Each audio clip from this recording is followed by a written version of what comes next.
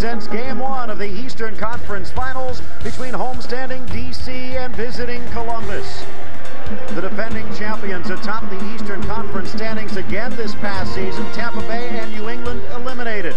That set up the playoffs the first round. United knocking out Miami in 2 straight games, while the Crew swept the Metro Stars.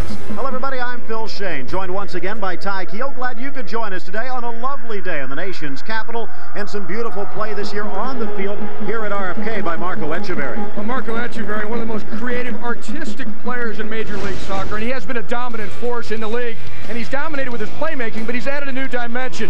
Now he's also getting past people to create scoring opportunities for himself and for DC United. The Columbus Crew talk about adding a new dimension. The Caribbean connection, Andy Williams, the playmaker, number 8. Stern John getting on the end of those passes and putting them away. And here's Stern John creating a menace for DC United the last time these two teams played. Stern John, MLS's leading scorer, showing no mercy in 1998. United can expect the same today. The kickoff next on ABC.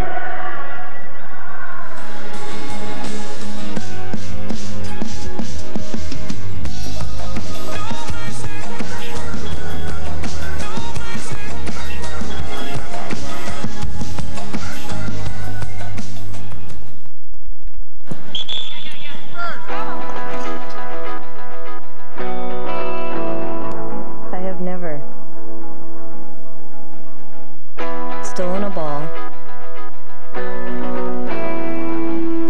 scored a goal,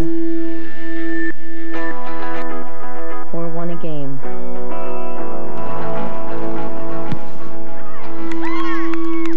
Alone.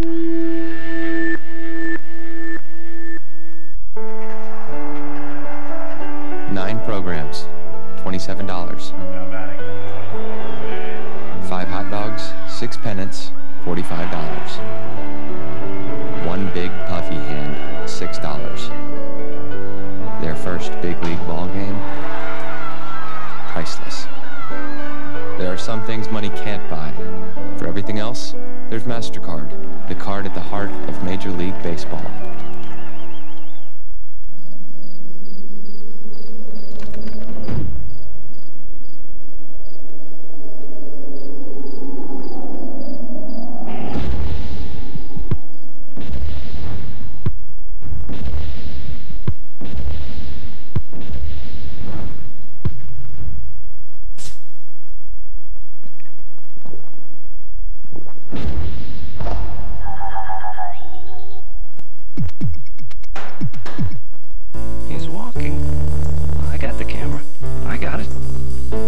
Wallet-sized photos? I got it. How about a wallet-sized camera? Fujifilm presents the smallest one-time use camera. A good sweat isn't so good once the game is over. That's why there's Irish Spring Sport. It has an extra antibacterial ingredient that kills odor-causing germs better than regular soap. It's Irish Spring Sport. Play as hard as you like.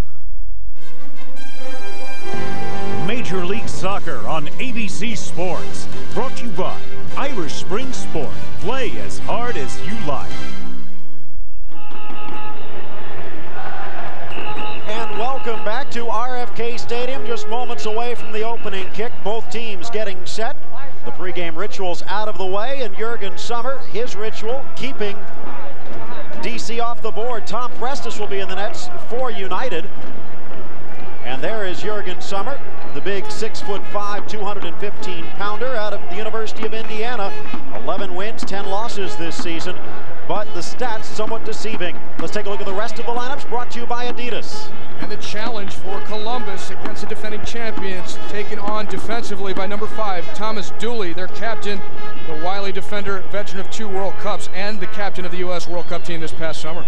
And Prestis in nets for United, somewhat of a surprise as he looks to become the 3rd different keeper to lead United to the promised land of a championship. And Eddie Pope, 1997's Major League Soccer Defender of the Year, only 24 years of age. He has a challenge up against the league's top scorer and the USA's lone goal scorer during the World Cup. These two teams both here in the Eastern Conference Finals. They get here a little bit differently, especially up front, Seamus Malin. Well, down here, it's a tale of two strikers, as Charles Dickens might have said. Roy Lassiter not here because of a red card. A.J. Wood taking his place, but he doesn't have the speed around the box that Lassiter does. And for the other team, the Columbus team, well, the interesting story there is that is Brian McBride the forgotten man? Stern John is on fire, but watch out for Brian McBride. DC United ignores him at their peril. That could be some problems in the back for Carlos Llamosa and Eddie Pope, two anchors in United's defense over the past couple of years. Eddie Pope, the number 2 pick in the '96 college draft. Llamosa picked up in the supplemental draft by Bruce Arena just last year, and who knows, he might be called up by Bruce Arena in a couple of weeks, as Pope very close to gaining U.S. citizenship, and Arena perhaps close to gaining control of the U.S. national team. Tom Fitzgerald will be the man calling the fortunes of the Columbus Crew. And we're underway as DC captain Marco Echeverry's first pass is intercepted. Columbus wearing the white, Thomas Dooley, the captain, wearing the red shoes.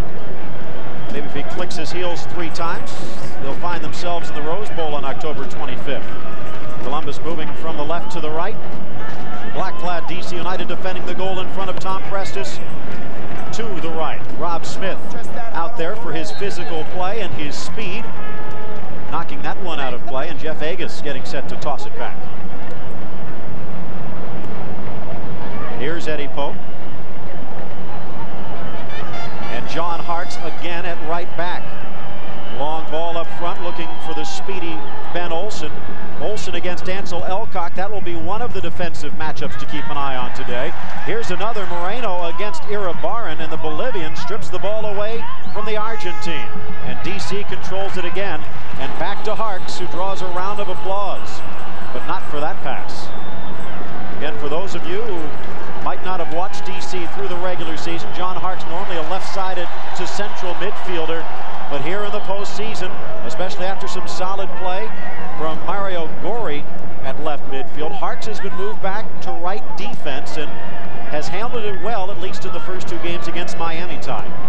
Hartz has the experience even at much higher levels when you consider the Premier League in England playing that position, so it's not unfamiliar to him. But it's funny that the fact that he was dropped from the U.S. World Cup squad had something to do with the fact that he wasn't really accommodating to Steve Sampson's suggestion that perhaps Hartz should play right back for the U.S. team. Moreno against Clark. The Indiana All-American slams it upfield. Yeagley to the middle for McBride, who fights to keep it alive to Andrew Williams. Andy Williams, he wants to be called. Used to love his Christmas specials. Far side, Ansel Elcock. Up the far side touchline and into touch. A throw-in upcoming for United. Just over 2 minutes gone here in the first half of play. Columbus second in the East in this 1998 regular season, a 15-17 mark. They've still finished 13 points back of DC United. Here's Columbus with Andy Williams, and this was a much different team after their World Cup stars, including the Jamaican Andy Williams, returned. Plus several other players returned from injury, and all of a sudden Tom Fitzgerald had his guns back. Moreno, slide tackle, Clark followed him all the way over from the right side to take out Moreno, and the whistle blows. Foul is called as Kevin Stott, the referee today, out of Rancho Cucamonga, California, there in the red. He'll be assisted by Craig Lowry and Nate Clement down the lines. Alberto Giordano is the 4th official. Echeverry to Agus. To the middle for A.J. Wood. Clark slides, as does Dooley, and Columbus dodges that chance. Columbus also has really a benefit in that Roy Lassiter, DC United's top scorer this season, out with the red card from Game 2 down in Miami. So the Columbus Crew, their challenge in trying to contain the DC United attack, they can now focus even more on Echeverry and Moreno. And you've got Todd Yeagley, who's really been given the assignment of trying to mark as tightly as possible on number 10 for DC, Marco Echeverry. This will be another foul against Columbus. And again, Marco Echeverry getting set to tee it up. Columbus taking their time, dropping back the required 10 yards as Jurgen Sommer positions the wall.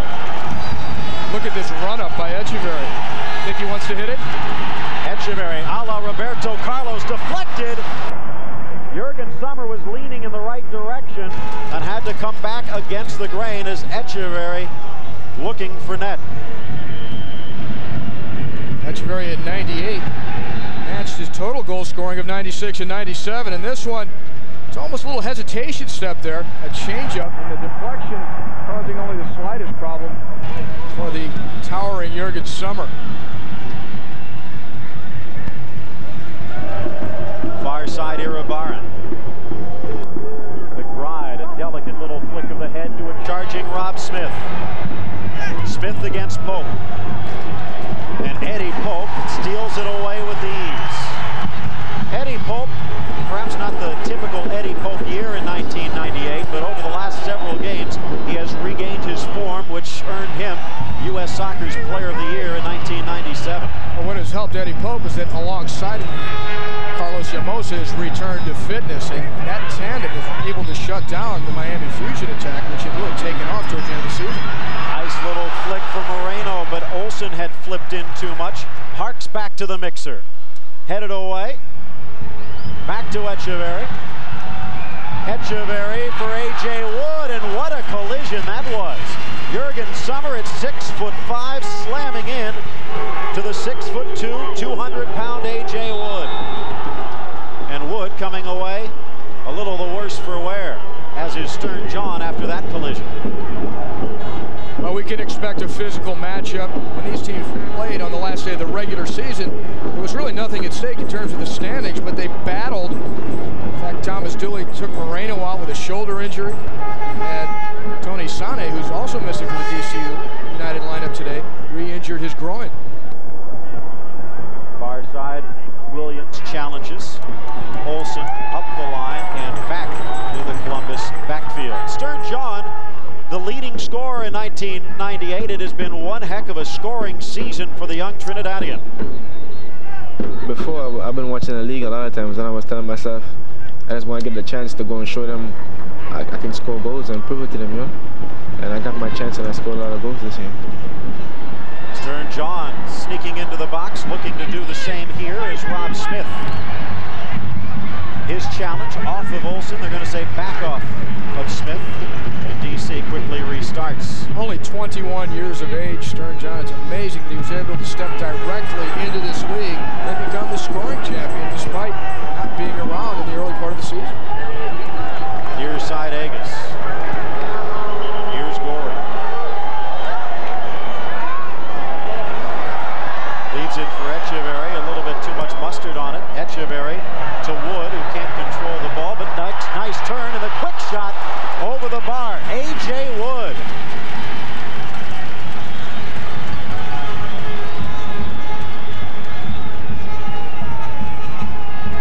Marco Echeverry just deftly lifting this ball towards the top of the 6-yard box. The target was A.J. Wood, but Sommer pounded into him as he grabbed it. This ball will go out. Goal kick up coming for Prestis. They have targeted A.J. Wood in the early going. The collision with Sommer moments ago. This was a ball also from Echeverry. He was trying to get it out to Olsen, ended up on Wood's foot, and on the turn, he wheeled around and sliced under it.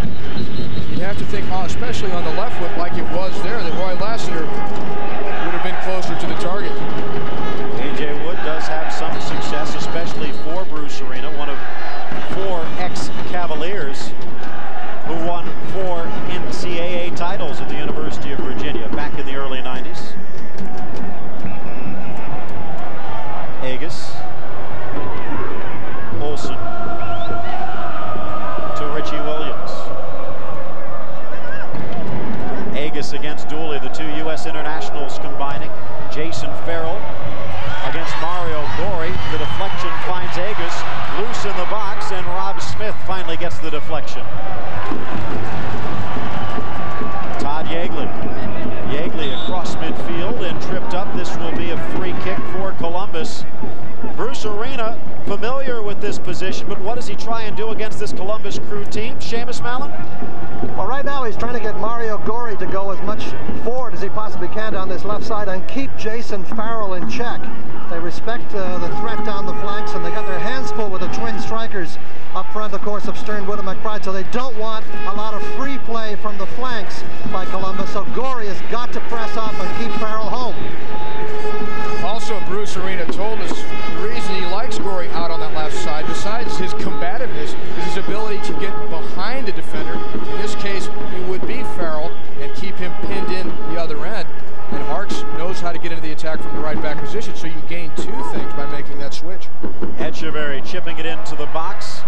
A.J. Wood challenges. The only other players up there, somewhat you were alluding to, is Jaime Moreno and Mario Gorey, as Gorey is pushing forward, and that's going to cause some problems at the right back spot as well for Mike Clark, who not only apparently has to keep an eye on Jaime Moreno, but over the back of his shoulder might want to look out for Mario Gorey charging in. Mike Clark, wearing number 3 for Columbus, and he's already made 2 critical clearances out in front of his goal, so he's been positioned well defensively. Nice tackle by Yeagley, and the ball returned right back to him, but DC holds on. Back heel from Echeverry in the box. Little flair there from the Bolivian international, considered by many to be one of the best playmakers, certainly in the Western Hemisphere. 2 of the bright spots for France 98 colliding there. Echeverry and Mike Clark as well, and you could see as Kevin Stott charged into the picture, he waved his fingers to Clark, no more. Mike Clark got his bonus shot right there on Marco Echeverry. Echeverry getting tackled by Yeagley. Yeagley gets the ball, no foul called here, but this subsequent tackle by Clark was from behind. It should have been a yellow. Summer drops the free kick.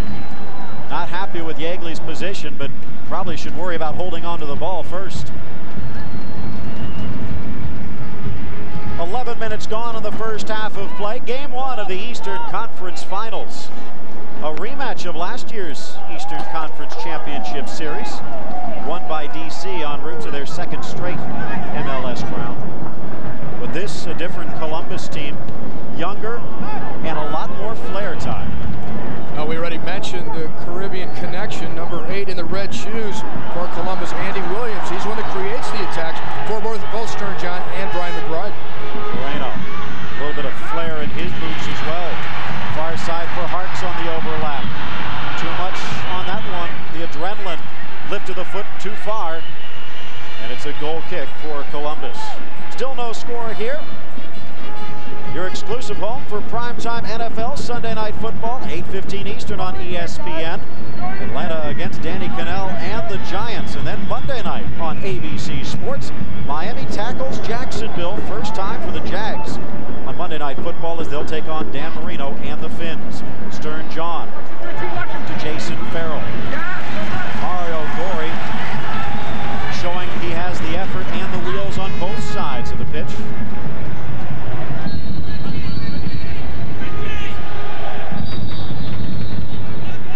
Farrell, McBride has it skimmed just past his head and bounces into Prestis's arms, and he has been relatively quiet so far today. But with Stern John and Brian McBride, that probably will not last. Iribarren getting a touch to it. Farrell touching it back. One Argentine against another, and Iribarren, the longtime veteran of Estudiantes de La Plata, winning that battle, but promptly gives it right back. Columbus, dangerous possession right outside their area, but they come away with it finally as Yeagley dances around El Diablo.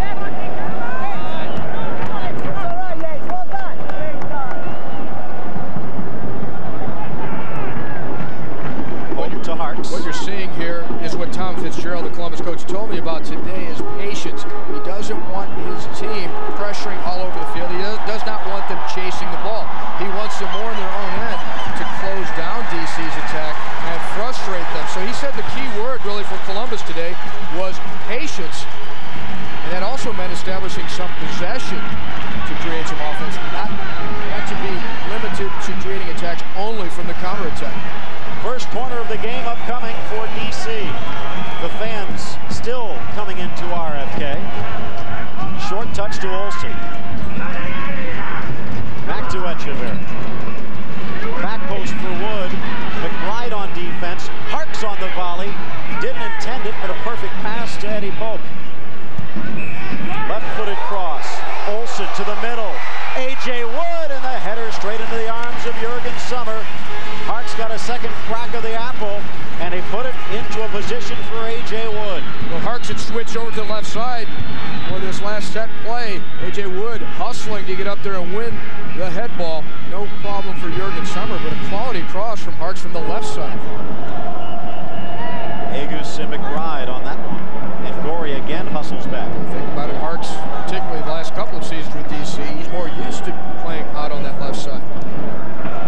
Williams, John, to Clark, and back to the U.S. international Thomas Dooley. Smith. Knocked off balance by Ben Olsen, who, despite his slight frame, only 5'8", less than 150 pounds, has been known to put a licking in at times, as Rob Smith just found out. Moreno. Echeverry. The DC captain trying to loft it across for Hartz. Williams against Wood. Here's a dangerous chance as on Ansel Elcock. Perhaps a touch of acting involved in that one, as he made it obvious that Kevin Stott would see it, but he was double-teamed and DC might have had a chance. Elcock dribbling dangerously near his own penalty area. The pressure double-teaming from Hartz and Wood, and I think Wood just managed to clip Ansel Elcock's ankle. Free kick upcoming for Jurgen Sommer.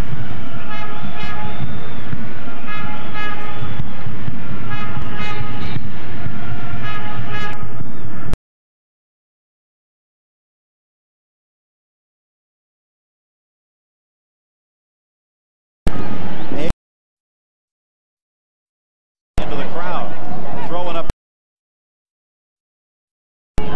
Jason Farrell, the Washington product, slamming it off of Gorey towards the end line, still in play, and finally across and down for the corner kick.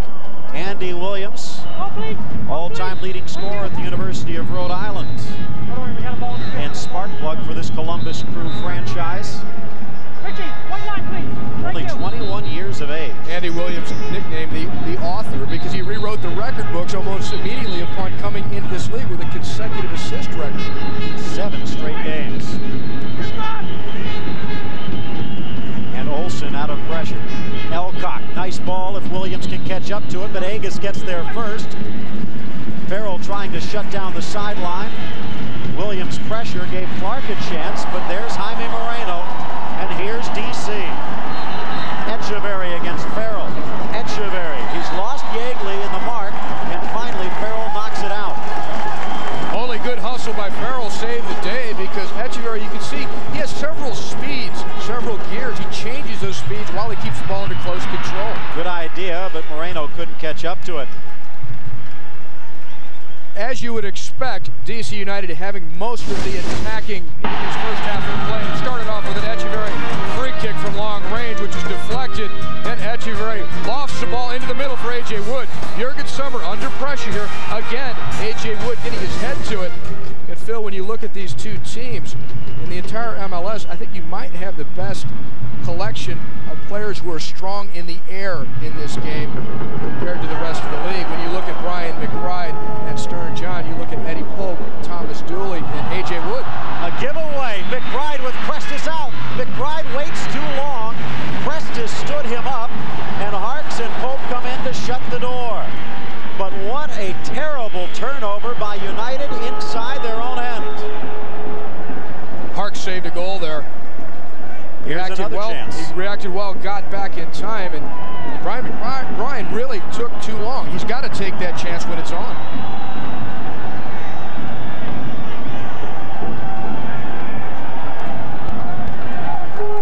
This will be a throw-in far side.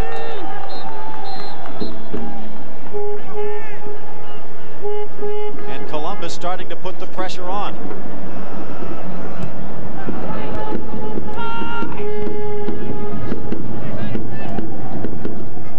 Elcock for McBride, and Pope touches it away. Marco Echeverry dangerous today, and Todd Yeagley knows it. It's his job to keep a close eye on him. Isn't that true, Seamus Malin? Yes, indeed it is, but he's also succeeded in passing him on to other the players. They're not going to strictly man mark. One of the things that Fitz is very happy about is Todd Yeagley bringing the ball out of the back with composure when he's been challenged. He's done it a couple of times, and you see him right now on Marco Echeverry, but he will pass him out wide if he makes the wide runs so as to hold a good central defensive position. Prestis, give him some credit. Second-year player out of SMU. Made McBride think by charging out and cut down the angle, and at 6'4", not a lot of empty net when he's standing just a couple of yards in front of you. Elcock against Olsen. A little bit of a push in the corner, and they're going to call the foul. This will be a free kick. A little bit of a frustration, intimidation play by Ansel Elcock against the young rookie. Elcock matching Ben Olsen. He's got the inside track, but the extra shove at the end after Olsen was already off the end of the field. It's a bit too much. Sets up a very dangerous set play for DC United. And again, it's Eddie Pope. You have to look for A.J. Wood, the high ball coming in. They know how to get on the end of him. Echeverry with Yeagley guarding the near post, bending it towards the back post, and Jurgen Sommer had to sprawl out to slap it away. And McBride finally heads it out for the corner.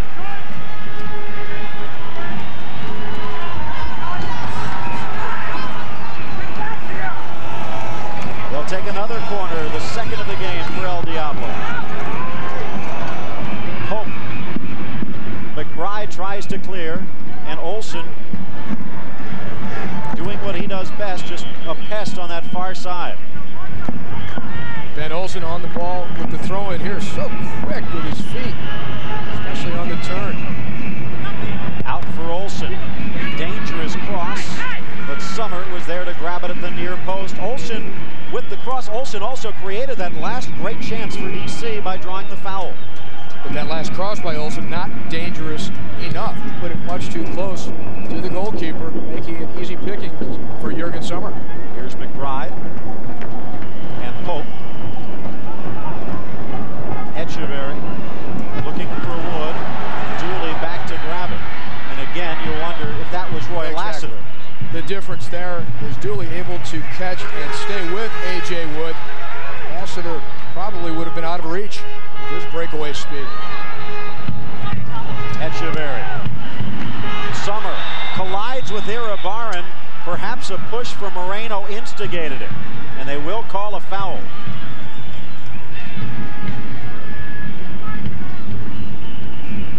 Echeverry able to get a cross in a very tight space here. Look at the wicked bend on this ball towards the near post. Iribarren, the defender from Columbus, well positioned and bearing the brunt of the foul from Moreno. Sommer there as well, but Echeverry doesn't need much space to operate in. Gorey upfield for Wood, who has been very active here in the first half of play. Just past the midway point of the first half, and a nice pass to Echeverry off the post. A.J. Wood to a streaking Marco Echeverry, who deked down Jurgen Sommer and scrapes it off the paint. Excellent through ball by A.J. Wood. This looks like an Echeverry pass because it splits three defenders, goes straight onto Echeverry's run. Echeverry tries to just lift the ball and place it into the far side netting. But the post keeps him from scoring. He takes it coolly, and he had Sommer beaten. Yeagley, as Columbus trying to get their composure back. Marco Echeverry inches away from giving DC the lead in Game 1 of the Eastern Conference Finals here at RFK. The best-of-3 series goes to Columbus next Sunday, a game you can also see on ABC Sports. Phil Shane Taikio with you here on a beautiful day in the nation's capital. High skies, a touch chilly, but for the Northeast, this is about as good as it's going to get in the fall. And DC fans have seen some good play so far today, both from United and from Columbus. Although Columbus's best chance came off an uncharacteristic turnover by United deep in their own end, as Brian McBride had a chance gift wrapped, but Tom Prestis came away to block it. Here's Farrell with Yamosa. Farrell to the middle, trying to split the defense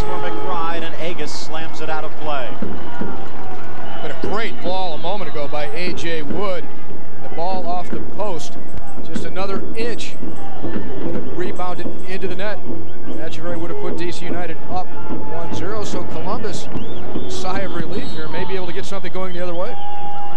This one out of play, and a sigh of relief definitely coming from the sideline. And Tom Fitzgerald, head coach of the Columbus Crew, who joined Seamus Mallon. You got to be happy so far that you've contained them quite well. Really only one breakdown when Etcheverry got through there. It's been a very exciting game up until this point, and we dodged a bullet right there. So I think we're doing fine. We need to get a little bit more possession, try and keep the ball a little bit, and I think we can create some chances on our end of the field. What about getting some people down the flanks here? If Jason has been held back a little bit in his runs? Yeah, well, they're doing some shifting around DC, so we're trying to get the matchup sorted out now, and I think that'll release maybe Ansel down the left side a little bit and perhaps Jason down this side. Okay, Tom, thanks very much, Coach. Back to you guys. A.J. Wood again, very active in the offensive zone. Moreno and Williams, who has been somewhat invisible here today. Moreno the back heel. Etcheverry wasn't expecting it, and here comes Columbus looking to break. Williams long ball, Stern John offside.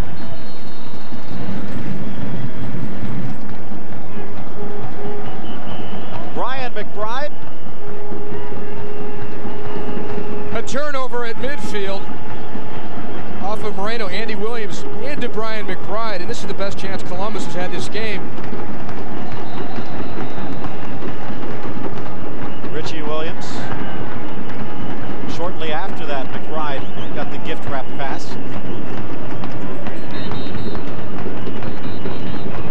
Here's Yamosa. Rob Smith steps up. And Thomas Dooley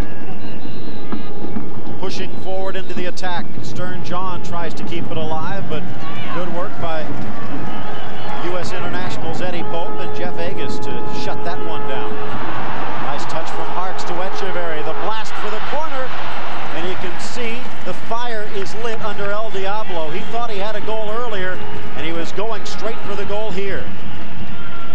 Playing like a man possessed, Marco Etcheverry. That's why they call him El Diablo. He's got that left foot lined up. That's his preferred shooting foot. Gets some power to it, misses the target, but he's not going to miss too many from that distance.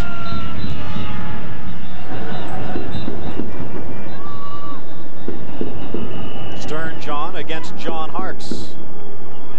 McBride into the corner. Olsen covers. Jason Farrell and Rob Smith have kind of switched roles a little bit. Smith now keeping an eye on Mario Gori on this near side as Agus goes to Gori, and Clark steps in to intercept. Good team defense by Columbus there. Yeagley for McBride. Yamosa struggling to keep pace. McBride in the box. McBride can't get it past Eddie Pope, and Gori heads it away. Farrell. Clark. Smith and back to Clark. Nice move. Mike Clark to the middle. The header from Stern John, the challenge from Eddie Pope, and it looked like John got more of Pope than he did of the ball.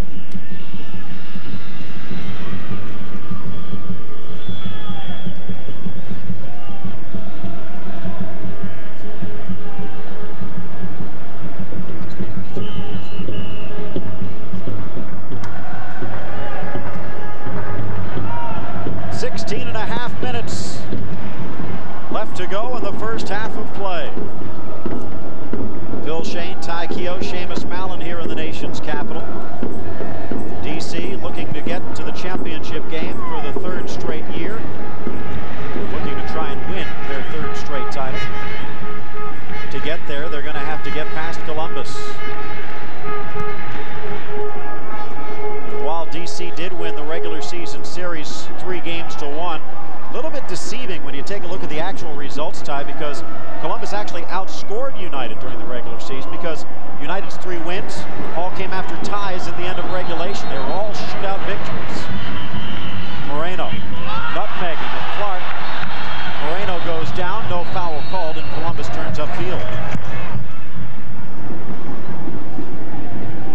Game 2 of this Eastern Conference Final Series coming your way from the Horseshoe in Columbus.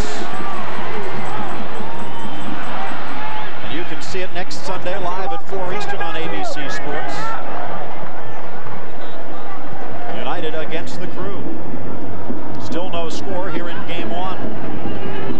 Etcheverry scraping the post and Prestis standing up Brian McBride on a turnover breakaway. The best chances for the respective teams. Here's Stern John. Eddie Pope all over him. John tries to turn, brought down, foul called, free kick Columbus some 35 yards out. That is Eddie Pope's assignment today, to slow up Stern John and keep him as far from the DC United goal as possible, and he managed to do that by some very tight marking there, but also by a tactical foul rather than let him get away and steam in on goal with that Stern turn. Held him up with the foul. Yeagley outside to Rob Smith, who's back on the left side of play. Far side, Jason Farrell with the throw.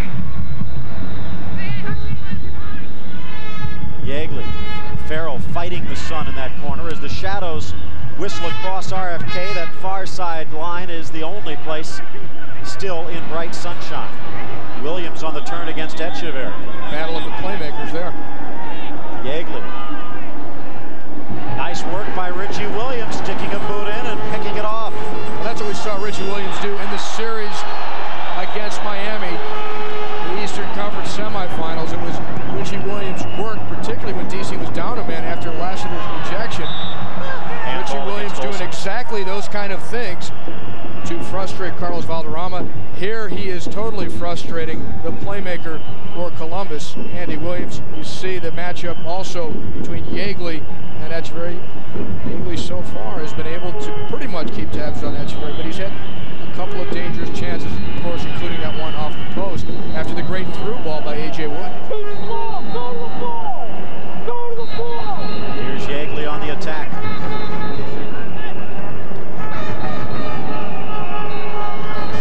College Player of the Year his senior season. Playing for his father at the University of Indiana.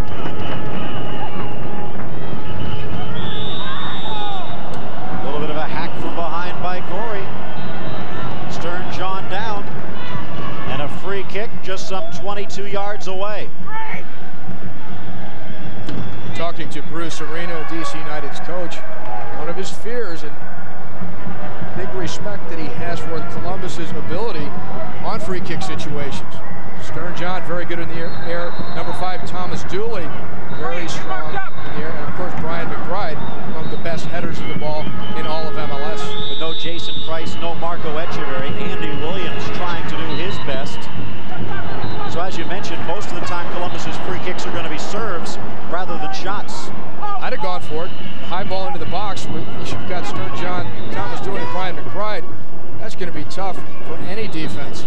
Pretty little back heel from Etcheverry as Williams can't control. Nice work by Olsen. A.J. Wood, a missed touch, but he holds on. And back to John Hartz. Still no score. DC has had their chances. They've also given Columbus a few breaks. That has to be causing some headaches for Bruce Arena on the sideline, Seamus Mallon. Well, Bruce is a little bit unhappy down here because his players are not pressing Columbus enough when they win the ball. They're allowing them to get the possession that Tom Fitzgerald said that he really wants his team to get. But right now, of course, they're on attack at the other end. But when they lose the ball, they're not winning hard enough, working hard enough to get it back. Give and go. Etcheverry on the sideline, and Rob Smith touches it across. Claiming Etcheverry was the last, but as Bruce Arena looks on, off of Smith, they'll say, and a corner kick, the third of the game for United. Summer on his line.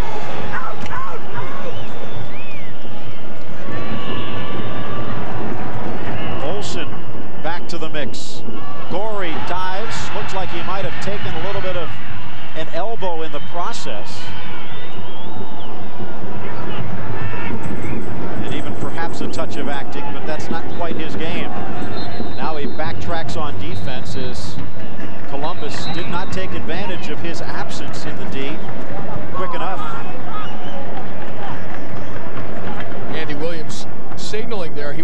Smith to make the run into the corner, and Smith didn't.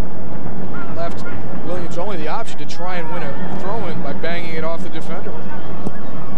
Dooley, long ball, offside flag comes up. Stern John nailed 39 times in the regular season, whistled again here in the post. This is what you don't want to see if you're Columbus, and that's Echeverry turned and going at you. Not only that, his ability to link up with his Bolivian teammate, Moreno. He gets the give and go back from him, nearly turns the corner on the Columbus defense. Echeverry to Agus. Touched into the middle, but Dooley intercepts, and Smith touches it away.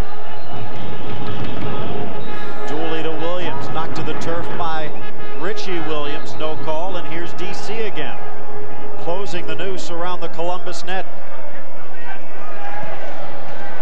Gorey at the top of the box, looking to turn past Clark.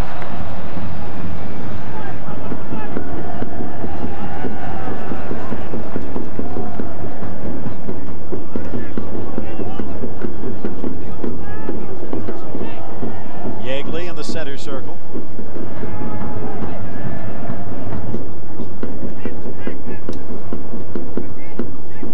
Farrell back to Iribarren, and with 9 minutes left to go in the first half, no score in Columbus, looking to draw DC out of their shell a little bit here and regain their own offensive composure. Williams on the turn, and Harks wins the throw.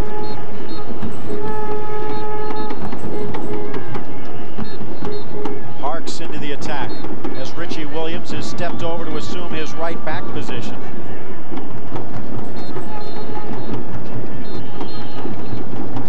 Harks, you talked about him playing on the left side. He's also played some playmaker, a creative midfielder for DC and through Bruce Arena's career at Virginia, where he earned Collegiate Player of the Year honors. And Harks dangerous to say the least, as is Moreno, whose rifle shot smothered by Jurgen Sommer.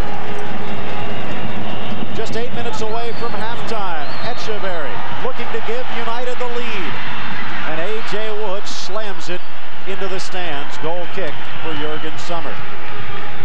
Coming up at the half, you can ask your playoff questions to MLS expert Rob Stone. Go to ABC Sports on America Online. Don't forget, you can join Rob tomorrow as he hosts Worldwide Soccer on the Deuce at 2:30 p.m. Eastern, including the latest from Bruce Arena and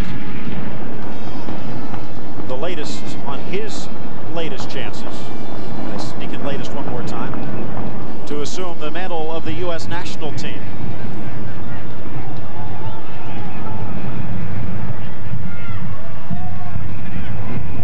Ansel Elcock.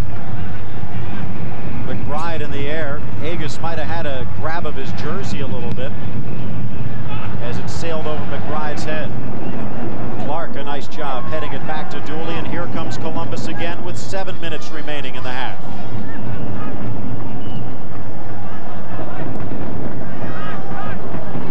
Yamosa intercepting that one. Dooley sprawling, but Wood guided it back to Williams.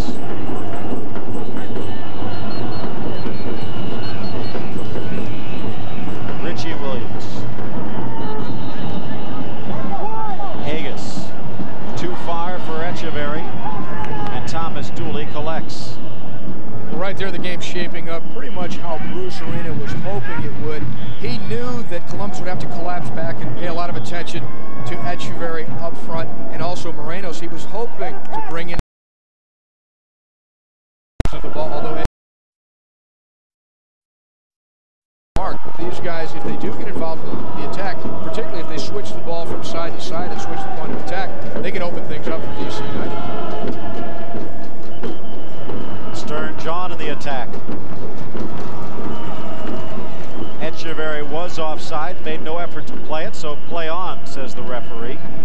Not a lot of play on in the midfield from Andy Williams in the first half of play, at least not a lot of production. Isn't that right, Seamus Mallon? Well, there's some dismay about Andy Williams here on the Columbus bench, not because of his lack of offense, but because he's given the ball away 2 or 3 times in a row in very dangerous positions for his teammates, and Tom Fitzgerald is singularly unamused about this and letting him know it in no uncertain terms. Williams has got to tighten up his game when in possession with back to goal. A.J. Wood in the box on the other end. Wood to the middle, and Iribarren gets a boot to it. Here comes Ricardo Iribarren. Member of the crew in '96, visa problems in '97, and back in Columbus in 1998, and a big reason they are here today. And again, Andy Williams dispossessed. Here's Echeverry. Long ball! He thought he had Summer leaning out. A.J. Wood and Jaime Moreno were charging into the box, and Summer did start to leave his line. Marco Echeverry, so deceptive. He's about to send a cross into A.J. Wood. Instead, he slices it purposely to the other corner, hoping to catch Jurgen Summer stepping out towards the far post.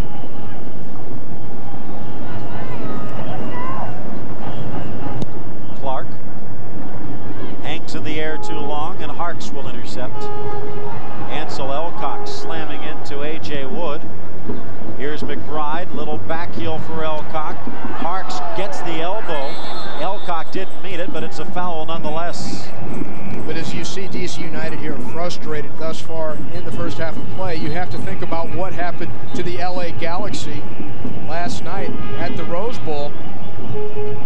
They were upset by the Chicago Fire.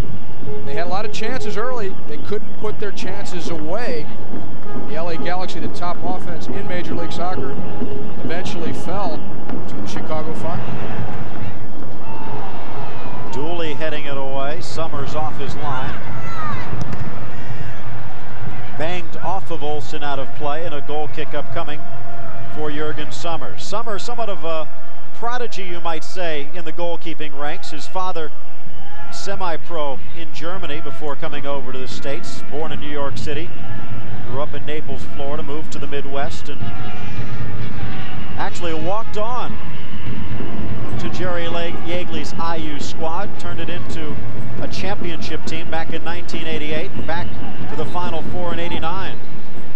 People talk about Casey Keller, Brad Friedel, and the like. You got to give Jurgen Summer his due. 29-year-old, the first American to play in the English First Division, back with Luton Town in 1991. Far side Farrell and John Harks, who had his share of time in the First Division in England.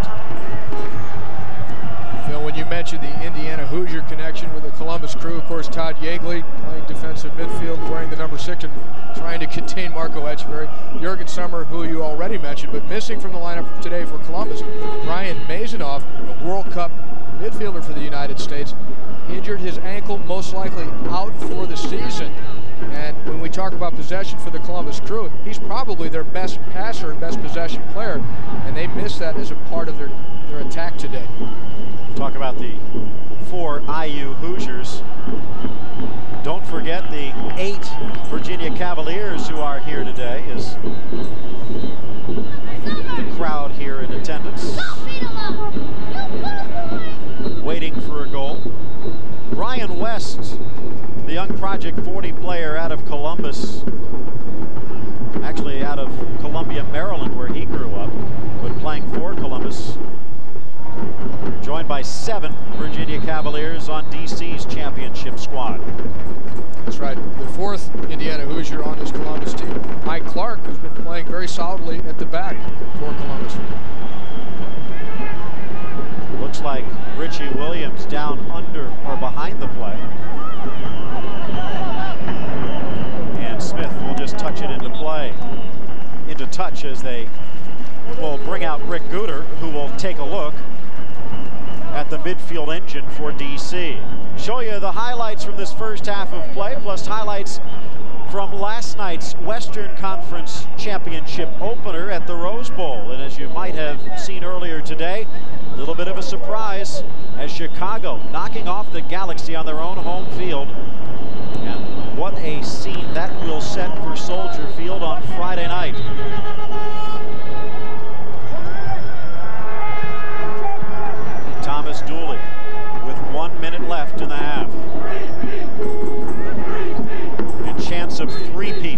come from the stands. They can't get past Columbus yet, though.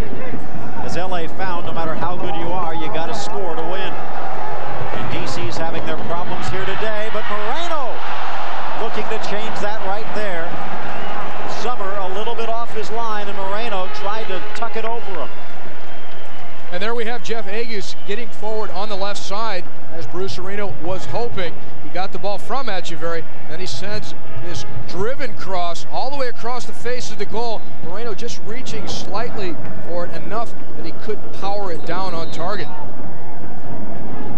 Smith challenges Pope. 15 seconds left. Wood. Echeverry. Nice work with DC, but they're still at midfield with 7.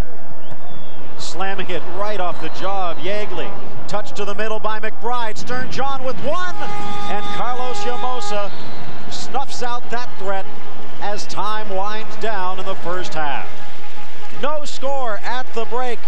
A rough day here at RFK. And the halftime show comes your way next on ABC Sports.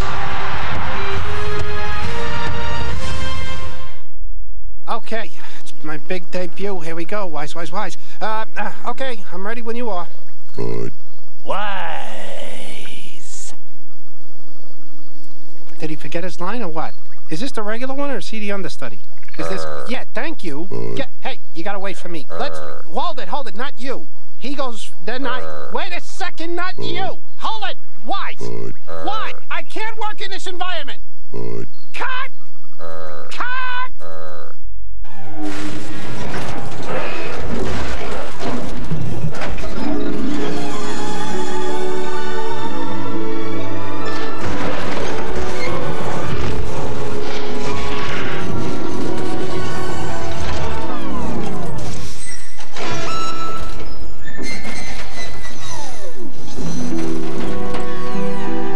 The Accord Coupe from Honda. How will it affect you? As the pilot flies through the night sky, the helmsman steers a course that is true. The landing signal officer checks the approach. The weather crew keeps an eye on the storm. The air traffic controller directs every move. The air boss orders a clear deck. The captain gives the final word. And the plane safely lands on board USS Enterprise. In the Navy, no journey is ever made alone. Call 1-800-USA-NAVY. Let the journey begin. If you thought AT&T One Rate Plus made calling simple at 10 cents a minute, a little too simple maybe. Now there's something that'll have you calling even more. What, are you sick? Introducing 5 cents a minute on weekends. That's half off. AT&T One Rate Plus. 10 cents a minute, anytime, anywhere, and now 5 cents a minute on weekends. How do you sleep at night? Some of you dialing perhaps a little too hard. To get 5 cent weekends, call now to enroll. 9 programs, $27. 5 hot dogs, 6 pennants, $45. 1 big puffy hand, $6. Their first big league ball game, priceless. There are some things money can't buy. For everything else, there's Mastercard, the card at the heart of Major League Baseball. I used to play a lot of football when I was a kid. I was a goalie and I was good.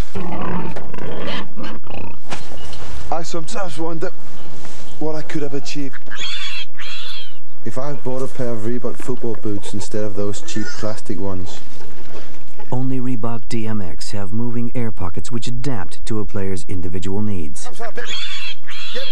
There are other boots, but then there are other careers. Tonight, Noah was first. Now it's Norman Waters' turn. You don't want me to build a mall? Tony Danza in a premiere movie event. Noah, ABC tonight at 7, 6 Central. ABC Tuesday. Brad's fear of going to college has him looking for an easy way out. Don't you ever worry about messing up? Have you ever seen Tool Time? Then, America knows a hit comedy when they see it. You must be Michael and Sydney's dad. How do you know that? Well... The Hugleys right after Home Improvement, ABC Tuesday. And welcome back to RFK Stadium in the shadow of the nation's capital. United fans here in attendance looking to lead United to victory. DC not able to score in the first half. Columbus nearly stealing one on the counterattack. Of course, one of the big reasons Columbus is in this game, Brian McBride, Seamus Smellin down on the sideline. Well, I'm here with Brian McBride, and my question to you, Brian, is have you seen enough of Eddie Pope yet in this match? Yeah, we're having too big of a gap between our midfield and offense, and we're playing a lot of long balls, but you know, if that's what we have to do to get some counterattacks, then that's what we're going to have to do. Well, you had one great chance, and I'm sure you'd love to have it again. You hesitate a little bit on that one good opportunity. Yeah, I did. I took too long to think about what I wanted to do. I should just play with the outside of my right foot on the first time. You also talked to us yesterday about playing some more defense. You've come back on set pieces and good in the air there. You got to feel good about the way, as a team, you're defending. Yeah, we're defending strong. You know, I think we got to make sure we don't get spread out. If we stay compact, we got a good opportunity. We got the wind and put Stern through. Let's get some goals. Okay, very good. Thanks very much for joining us, Brian McBride. Thank you very much. Bye-bye. The second half of play just moments away. Highlights from the first half coming your way a little bit later on, but the Western Conference underway last night in the Rose Bowl.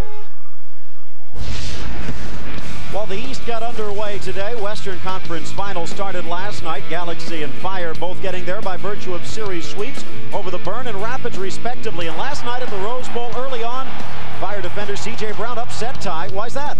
A heated battle between C.J. Brown and Carlos Hermosillo. C.J. Brown puts his arms on Hermosillo. Hermosillo swats him in the face, gives him a bloody lip. And there was more physical play to come. Zach Thornton's net under pressure as L.A. came after him. Welton nearly getting ahead on this one. And now another chance here out in front from Hermosillo to Wellington Sanchez. It's blocked by Lubos Kubik. Look at Zach Thornton, his crunching goalkeeping style right through Hermosillo. In the 86th minute, Lubos Kubik sets up the free kick. The rebound there for Jesse Marsh, the only goal of the match. And Chicago was about to upset LA. LA had a last gasp effort here. Thornton can't hold it. Machon just wide. And the Chicago Fire beat LA in game one. Game two, Friday night at Soldier Field in Chicago. And LA's backs to the wall if they want to win the crown on their own home field. MLS Cup 98 with or without LA. October 25th at the Rose Bowl, 3:30 Eastern on ABC Sports. DC United, but they still have 45 minutes more to win game one of the Eastern Conference Finals.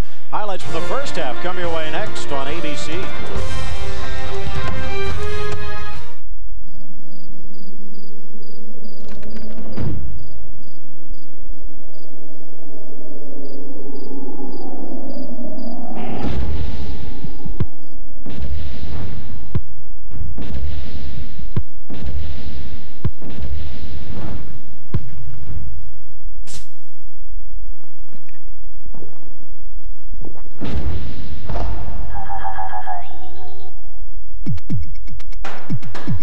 Tonight, a mystery. He claims he lost his memory. We were there when he found himself and his secret. Amnesia or the perfect crime. Barbara Walters, Diane Sawyer, 2020 tonight. And don't miss 2020 Wednesday with Diane Sawyer and Sam Donaldson at 10, 9 Central. Miami meets Jacksonville for the first time. The game takes one night. The bragging rights are forever. Monday at 8 on ABC. For 1999 Crew season tickets, call 1-877-CREW-1999. Order by October 31st and receive a limited edition stadium poster.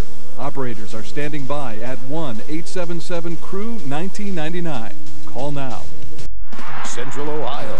It's never been done before. The Columbus Dispatch and Channel 6 team up, bringing you a full-blown wall-to-wall weekly show featuring all high school sports. More of what you want. The student athletes, the competition. The Columbus Dispatch High School Sports Show, up to the minute, highlighting the best of Central Ohio. Saturday mornings at 11:30 on Channel 6. They've had to do a little remodeling at Pizza Hut headquarters since their co-founder came out of retirement to become a Papa John's franchisee. See, he thinks Papa John's makes better pizza than even the company he helped found. Today, Frank owns over 70 restaurants, Papa John's. Better ingredients, better pizza. He's got it. Papa John's. Hey, looks good here. Try our Papa's Choice. That's a large pizza with your choice of up to 5 toppings for just $9.99. Poor politician Lee Fisher. His negative ads are way wrong. Bob Taft never raised property taxes. Says right on the front page of the Plain Dealer, Taft didn't raise the taxes. But politician Lee Fisher wants to get elected so bad, he's saying just about anything. Even read his lips, a no new taxes pledge. Can you believe it? From the same guy who gave us the largest income tax increase we've ever had, the press says it's indefensible, and schools lose with Lee Fisher. Time. Isn't it about time for a newscast that puts you first? First news, first weather. First on Fox. Fox News at 10. It's about time. Your time. Homecoming for a sick boy in a custody battle. The story at 6. This copyrighted telecast of Major League Soccer and ESPN may not be retransmitted, reproduced, or rebroadcast without the expressed written consent of Major League Soccer and ESPN. Welcome back to RFK. Still no score at the half, but it was very close, specifically inches close for DC United. Phil Shane, Ty Keel with you here at the break, and when you take a look at what happened for DC, very unlucky not to be on the board. Well, as we expected, DC United really came out into the attack, getting players forward time after time. Columbus just trying to contain them and slow them up and frustrate them. Echeverry, a nicely lofted ball into the box. A.J. Wood again getting on the end of it with the header. A good through ball by A.J. Wood puts Echeverry into clear, and he misses by a quarter of an inch. Echeverry then out wide, spreading the play for the DC United attack. A great cross here by Jeff Akers. Moreno can't quite get over it, and Columbus had a breakaway situation on a steal. Take a look, 10-1 in shots. The one breakaway you're talking about didn't even result in a shot. That's part of the Crew's problems in percentage of play. DC tops in the league in the regular season. They're tops in this game here today. Sunday Night Football coming your way later tonight. Primetime NFL starting at 8:15 Eastern on ESPN. Atlanta's Falcons taking on Danny Cannell and the Giants, 8:15 Eastern on ESPN. 45 minutes more to go here in Game 1 of the Eastern Conference Finals, and the second half kickoff coming your way next.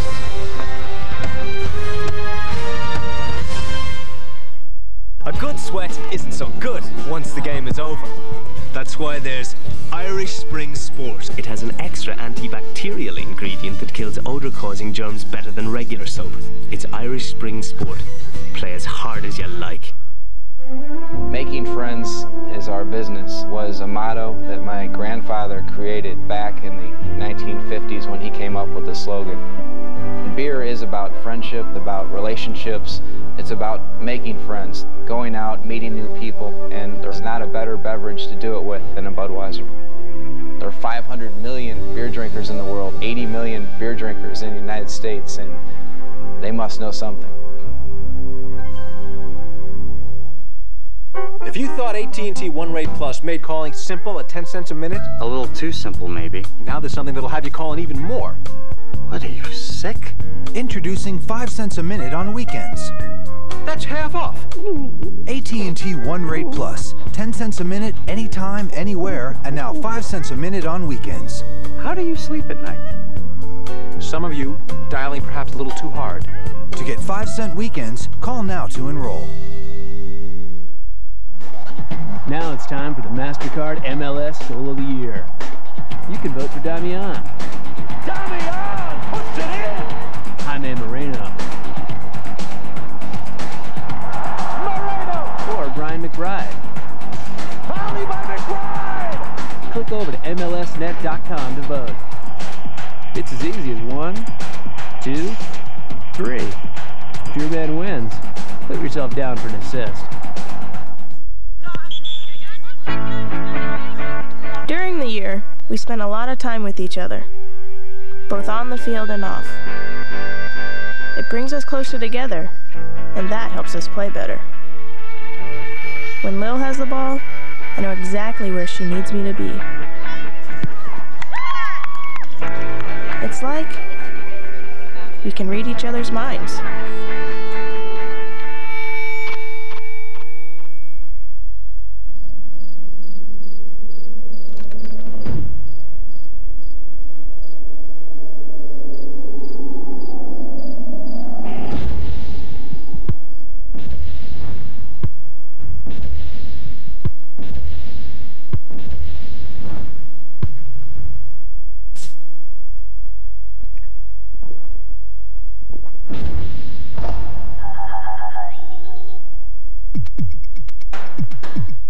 A good sweat isn't so good once the game is over. That's why there's Irish Spring Sport. It has an extra antibacterial ingredient that kills odor-causing germs better than regular soap. It's Irish Spring Sport. Play as hard as you like. There's something I think you should sit. George! very frightening What's the deal? on the practice. What? And it's so shocking. What's the matter? You won't believe it. Oh. But we can't let it out of the bag. Oh, yeah! Emmy winner, Best Drama. All new Practice, ABC tonight.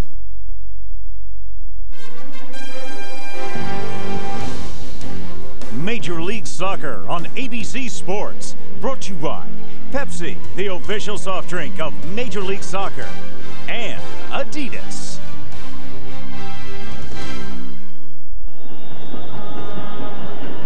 Welcome back to RFK. Second half just about ready to get underway. The white-clad Columbus Crew starting possession, moving from the right to the left. In front of Jurgen Sommer, no changes for the Crew.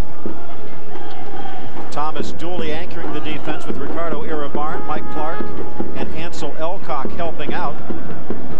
Farrell and Smith, the outside midfielders. It's Todd Yeagley behind Andrew Williams in the middle. And Andy Williams' job tonight to try and, or today, to try and feed Stern John and Brian McBride. Dual DC looks to Yeagley, and no problem for Columbus's defense. Elcock with a double team surrounding him. Knocks it away off of Olsen. Goal kick upcoming for Jurgen Sommer. Halftime adjustments, any of them, Seamus Mallon? Well, I think DC United wants to do better what they've been trying to do all along, which is to keep looking for A.J. Wood and Jaime Moreno up top, play wide, stretch the defense.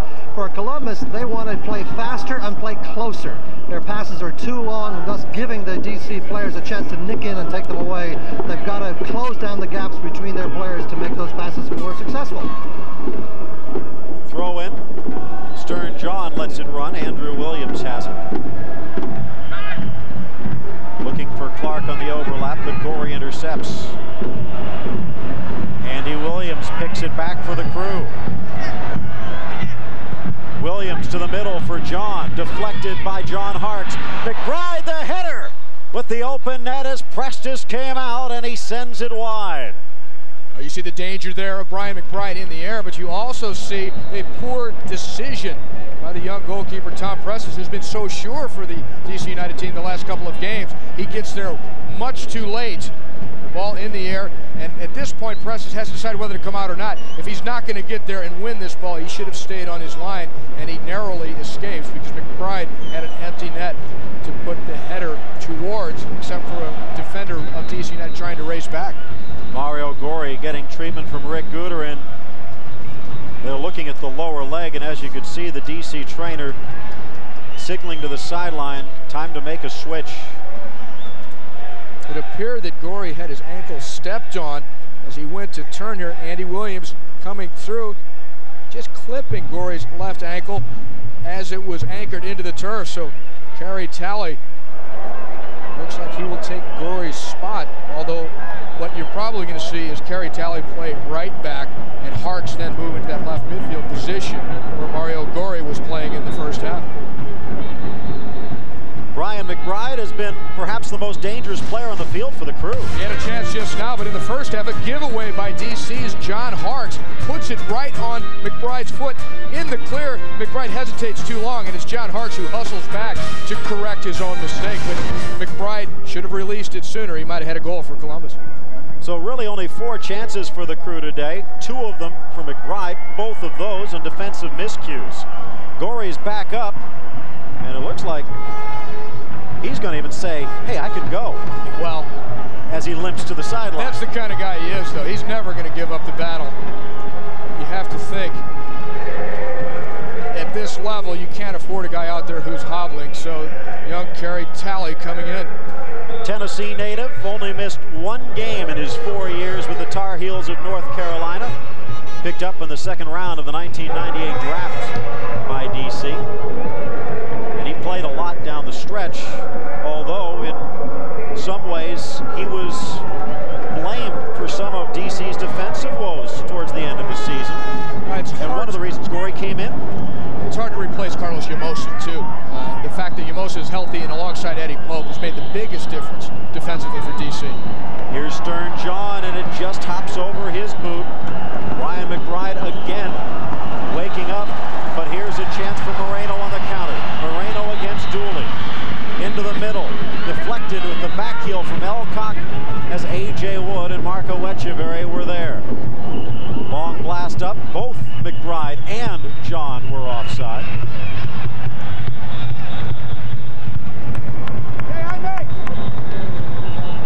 We saw DC there trying to get their counterattack going, but that last pass just a bit off the mark so far for most of the afternoon.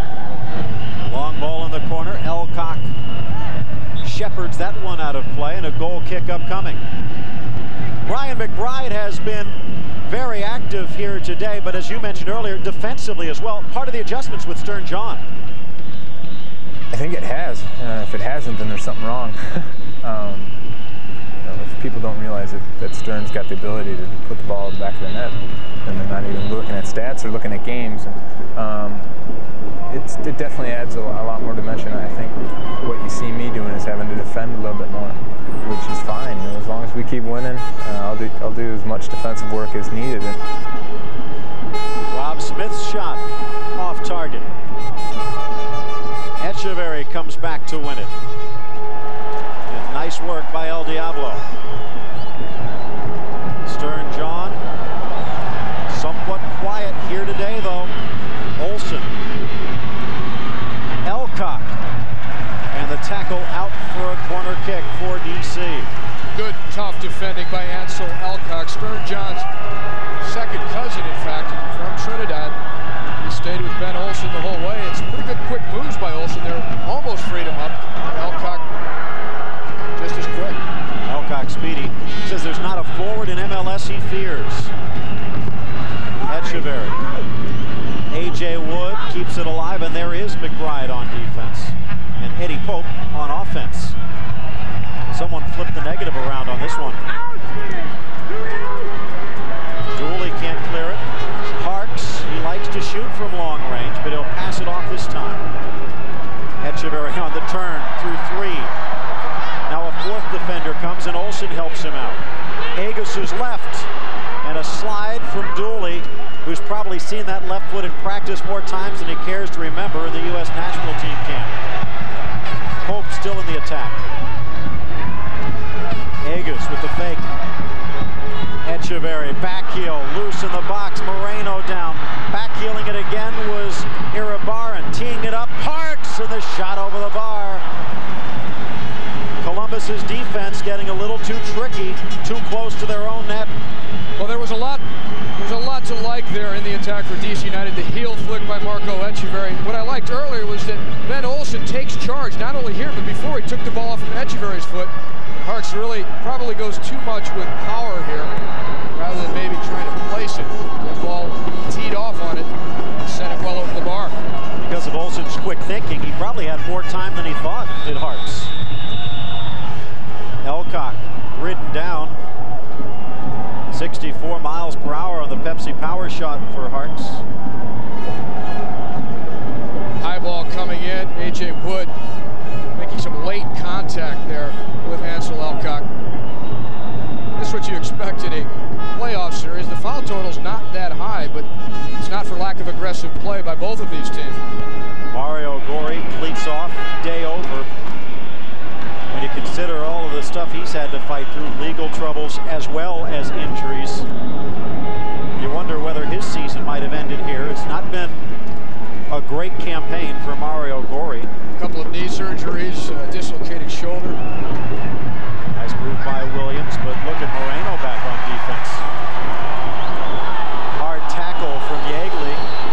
Cleats up, Williams down, and card out as Todd Yeagley is in the book. Echeverry with the quick restart.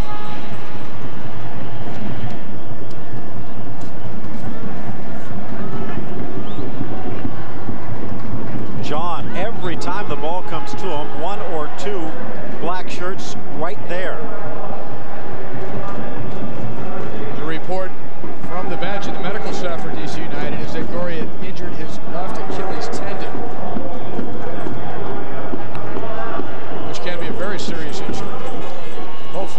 shot. He just got clipped on it. A bruise, obviously less serious than a tear. Moreno still at full health.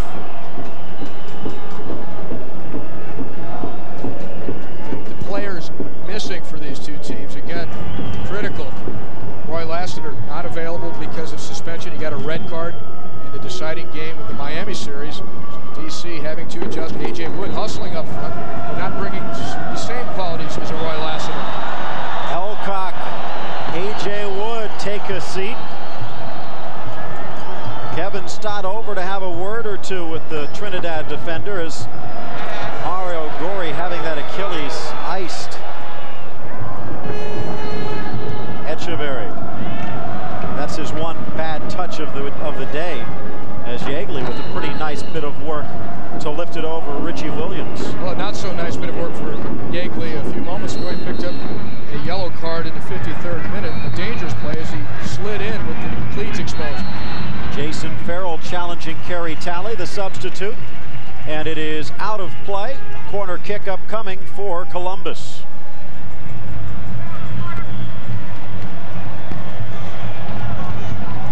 Tuesday night on ABC, D.L. Hughley starring in one of the season's best new comedies, The Hughleys, moving from the hood to the burbs. Tuesday night, 8:30 Central on ABC.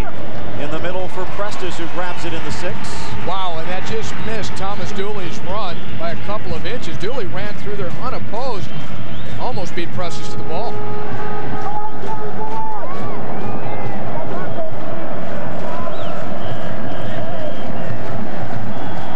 And RFK's faithful starting to make their presence felt. Williams, Moreno holds off the defense to Harks. Elcock and Clark clear the zone. And out of play for a crew throw-in. Richie Williams was still limping a moment ago from that tackle by Todd Yeagley, for which he received the yellow card. I have to watch the number 16 in black for DC to see if he continues to show any signs from that studs-up tackle from Yeagley. 10 minutes left or gone here in the second half. DC in the attack, looking to break the ice as Olsen finds Moreno, but Dooley finds the ball first. Talley to Moreno. Elcock coming in from behind. Yellow card. Moreno still down. Echeverry reminding Stott about Elcock's last challenge near midfield. Well, and the challenge from behind, so dangerous to attacking players like Jaime Moreno. It is the second time, and Elcock straight in on the right ankle, and that is potential serious injury. Moreno holds his lower part of his right leg, and what Echeverry is adamant about is that should be a red card decision by the referee. He should send Ansel Elcock off because of the viciousness of the tackle from behind. DC already had some substitution plans in the works, but this injury to Moreno might shake things up, Seamus. Well, it might indeed, because I think Tony Santa's been warming up with the notion that perhaps he would replace A.J. Wood, but now with Moreno down, although he's now getting up and looking, okay, maybe that won't happen. The other point to make out is that the substitution we just saw, where Talley came in, that was going to happen regardless of the injury, it turns out. They were not really happy with Gori. They want to get Harks over on his familiar side to try to sharpen up the quality of the passing and the attack, and so that substitution would have happened regardless of the injury to Gori. Echeverry with the free kick about 5 yards outside the box. No one guarding the posts, and Summer 2 yards off his line. Looking for the near corner. You called it, Phil. Echeverry trying to fool Summer. He sets himself up as if he's going to cross the ball towards the back post. Instead, goes for that near upper corner. And just about is able to sneak it past Summer. Agus and Yamosa playing some give and go. They'll get Prestis involved. His clearance finding Andy Williams, and a nice touch of work to get past Agus. Williams to the end line. Williams with the cross. Farrell back post. Farrell looking for Stern John. And Kerry Talley heads it away, and El Diablo in full flight. Brought down, play on. Echeverry touched the ball away from a sliding Ansel Elcock, and the fans thought that should have been a second yellow. Elcock may have gotten a piece of the ball, which saved him perhaps from a second yellow or at least a foul. That second yellow would have been an ejection, and Columbus can little afford going a man down for the rest of this game. And what happened to Roy Lassiter in the second game at Miami, Elcock would have also been gone for game 2 in Columbus. Here's Echeverry far side. Can't get the cross in before it goes out of play. Marco Echeverry trying to get a counterattack started. Ansel Elcock comes sliding in, and if he touched the ball, it was barely as he slid in from the side. At least it wasn't from behind, as the tackle was on Moreno's right ankle. Echeverry feels that he was dealt with unfairly on that one as he was about to streak past Elcock. Yamosa against McBride, and Yamosa sticks with the play down the far side, finding Moreno. Moreno to a streaking Ben Olsen, and well handled by Elcock. Olsen, I think, has had a very effective game here on the right flank for DC United. He works so hard, but he's also been dishing the ball off quickly to help DC create possession and counterattack situations. Another United turnover. McBride's onside. McBride saved by Prestis. Stern John had to watch for offside, and he could not charge the net. Tom Prestis just saved the game for DC. Well, Prestis shows his range and his athleticism. Farrell, a neat little ball inside to McBride. McBride labels this ball for the far lower post, but Prestis stood it up well and extended to get it out. Header just wide of the post. Richie Williams gave it up in the midfield, and Jason Farrell. McBride has the time to try and pick the corner. Prestis very wisely did not commit and reacted well to keep McBride out, and McBride's had 3 great chances in this game, 2 of them in the second half. The first one was on a mistake by Prestis.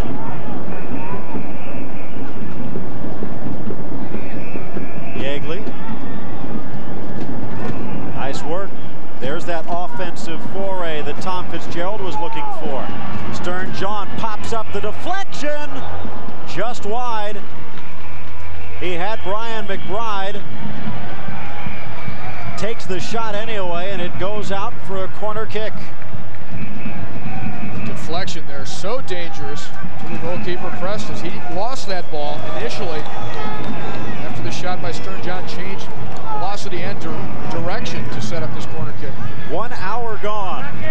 Still no score at RFK. Game 1 of the Eastern Conference Finals. Williams handled by Wood and blasted to midfield. Iribarren almost splits the defense, but Richie Williams there to intercept. And here comes DC. Iribarren runs up the back of El Diablo. Play on, says Kevin Stott. He might have been shielded. Here's Dooley in the attack. Dooley against Yamosa. Touched out of play and a throw-in for Columbus. You see Thomas Dooley getting forward now in the attack for Columbus. One of the reasons he has that luxury and may try it more often is that DC is playing without the speed up front of Roy Lassiter, so he's not as worried about a counterattack by DC as he would be if Lassiter was in the lineup. Columbus would be more dangerous in their own counterattacks, and Dooley would have something to work with if Maisnoff wasn't injured. Rob Smith's volley goes over the bar.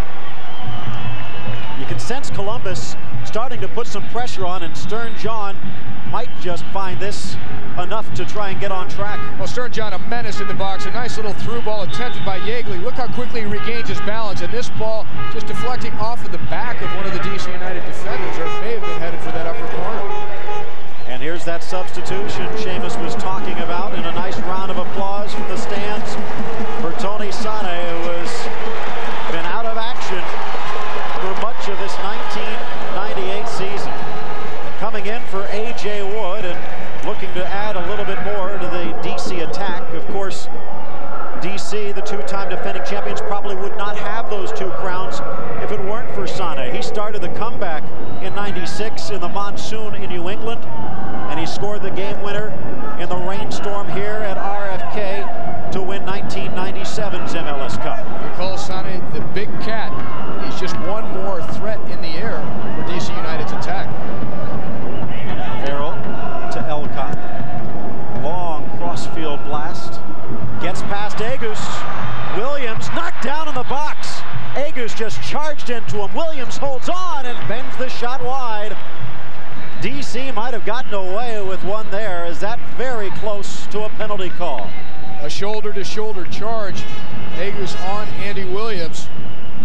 And Agus put a little extra oomph into it, which brings into question whether it was a fair challenge. But if the ball's in playing distance, the shoulder charge is allowed. Williams, the in-swinger, headed away by Talley. Moreno to Echeverry. And this is where DC, like Chicago can be, like LA found out last night, DC can be very dangerous on the counter. Here's Harks pushing up into the midfield with Gorey out. Echeverry to the back post for Olsen. Nice job to head it to the middle. Only 5'8", Ben Olsen has a knack for being in the right spot on that back post. Sane over his head. Echeverry. Olsen. Side volley by Williams, but he couldn't get enough on it. Well, Ben Olsen making even a better case for himself as MLS's 98 Rookie of the Year. His performance today, as I was mentioning earlier, and he just set up two great chances for DC United with his ability to be well positioned at the back post and the ability to wisely head the ball back across the face of the goal. Free kick upcoming. Actually, they're going to call it a throw-in, says Kevin Stott. Phil, Columbus missing Brian Mazanov, but also missing another good attacking midfielder, Robert Varzija. Back at home, his son diagnosed with cancer, a tumor in his chest, undergoing chemotherapy now. And while this was going on, that's his son, Bartos, who we wish well in his battle against the cancer. His wife came down with an emergency appendectomy. So all our wishes to the Varzija family back in Columbus. Touch to the middle, Sane giving chase. Smith gets there first. As you mentioned, his son seeking treatment. He was almost ready to get on the bus to go to the airport to come here to RFK when his wife needed that emergency appendectomy. Williams spinning. Talley. Touched away by Farrell in a throw-in upcoming. And as you mentioned, especially with free kicks, that would be the one guy for Columbus who could put that shot on net. Phil Shane, Ty Keogh here at RFK. Still no score. Columbus much more involved in the attack here in the second half, but now it's United's turn. And again, it's the rookie. Olsen to the middle, touched away by Dooley. Back again, and again, parried away by the ageless veteran. Corner kick for United, but Ben Olsen almost forcing that ball in twice. Good action out in front. The rookie Olsen against the 37-year-old Dooley. Headed away by Yeagley, just in front of Eddie Pope. Talked about Sane's contributions in 1996. Who can forget Eddie Pope's golden goal? Beautiful play with Harks diving in front, and Olsen's header just skims past. Two different eras of University of Virginia soccer represented here by Olsen and Olsen only a rookie. In fact, he's not even really an employee of MLS. The Project 40 plan, basically it's not like fully vested. But he does have the ability, perhaps better than anyone in MLS, to get that back post header and put it in the middle. And we've almost seen in the last minute 3 quality chances on goal.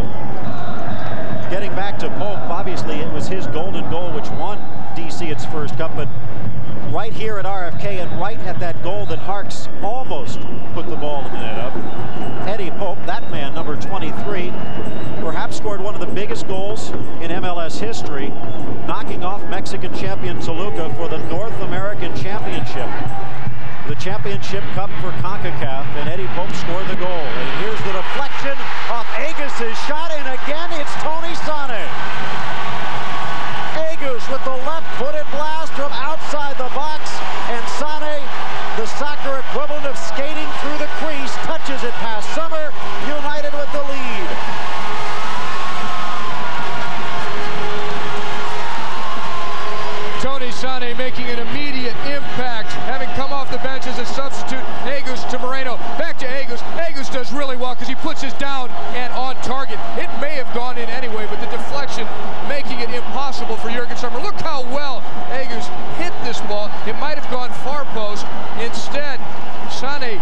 racing through the box, changes the direction of the shot, sends it towards the near post.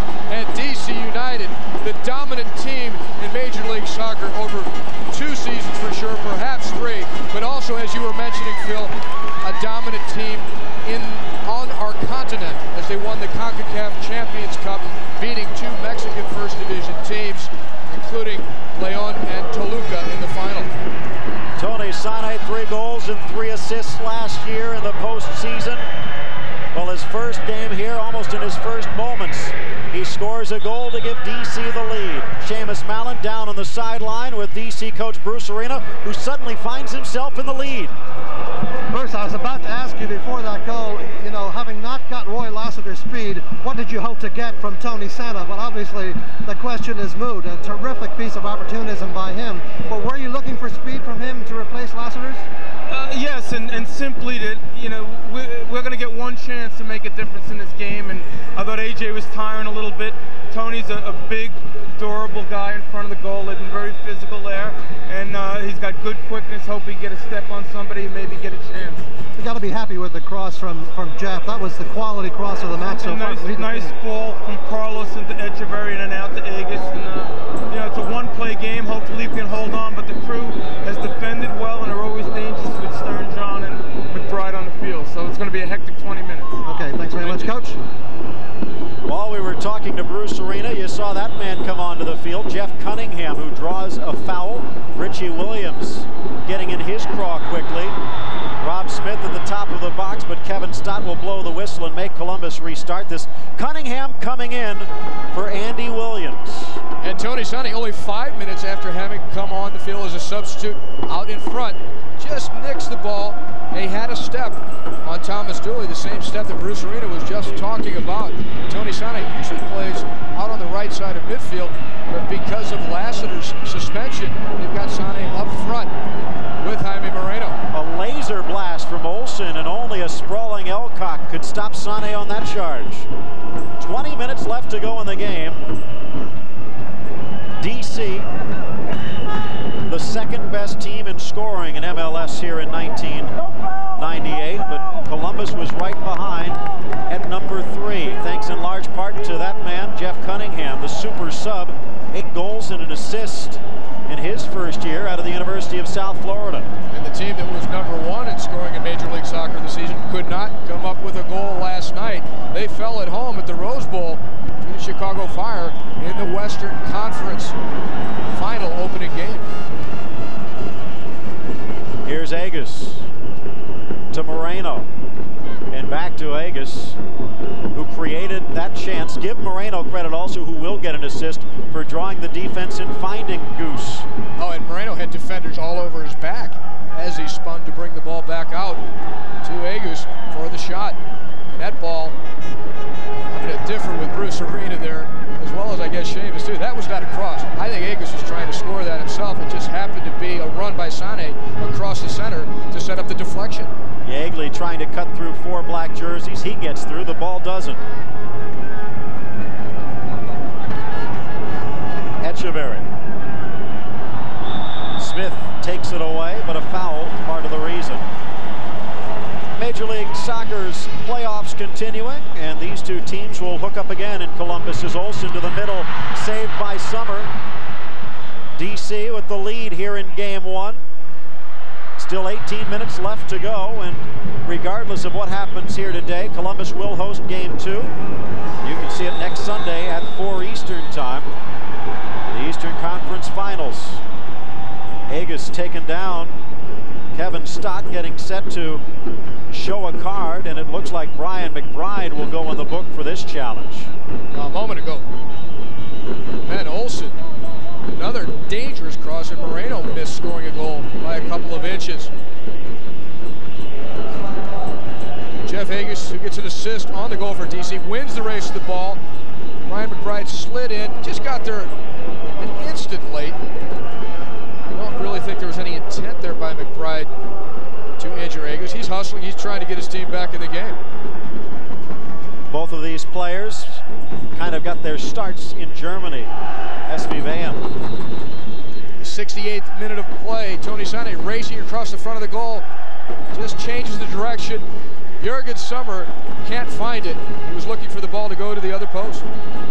It looked like it just caught the inside of his thigh, barely changing directions.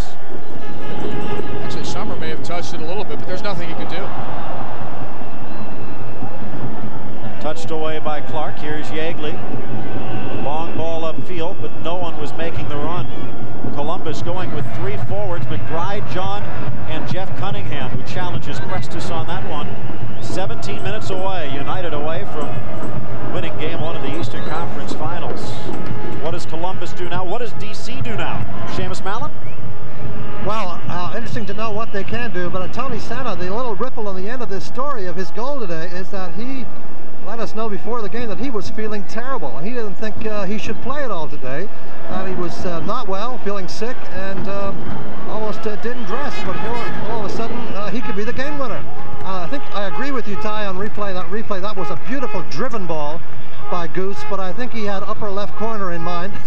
And instead, thanks to Santa, he got bottom right. Another substitution coming on now. You see West coming out, Erie Byron go off. So obviously, Coach Tom Fitzgerald rolling the dice offensively with that move. In effect, almost a 4th forward. West, a speedy winger for much of his play for the youth national teams. He'll probably move to an outside midfield spot, but he's in the attack, no doubt about it. A purely tactical, strategic substitution, taking a defender off and bringing out forward into your lineup. Nice work by Prestis, dancing through the trees and holding on to that one. 16 minutes to go in regulation.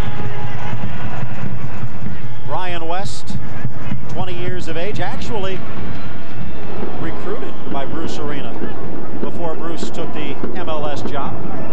Spent a few years at the University of Virginia, now working on his degree at Ohio State as a Project 40 player in MLS. 3 goals and 3 assists in a recent U.S. Youth National Tour of England. Prestis just got away with one there as he touched it into his own box and picked it up. But Kevin Stott almost in midfield, didn't see it, and the linesman on the far side didn't either. A little bit of gamesmanship from the second-year goalkeeper out of SMU. We'll have to see whether Thomas Dooley starts to push into midfield from his sweeper position with Columbus. He's very good going forward. He's a guy that can score a big goal for you when you need it. Here's West. West looking to use his speed and gets to the end line. Cross to the back post. Farrell on the volley. He can score from there, but that time ended up being a perfect pass to Rob Smith, not quite what he intended. Farrell couldn't really get around on that one in time, but how about the speed of West out on that far side as he went past Agus? You got to think about it. Agus' legs have got to be a little bit heavy at this late stage of the game. West fresh off the bench. That looks like a problem right now if Columbus can exploit the speed of West out wide against Jeff Agus. Mike Clark.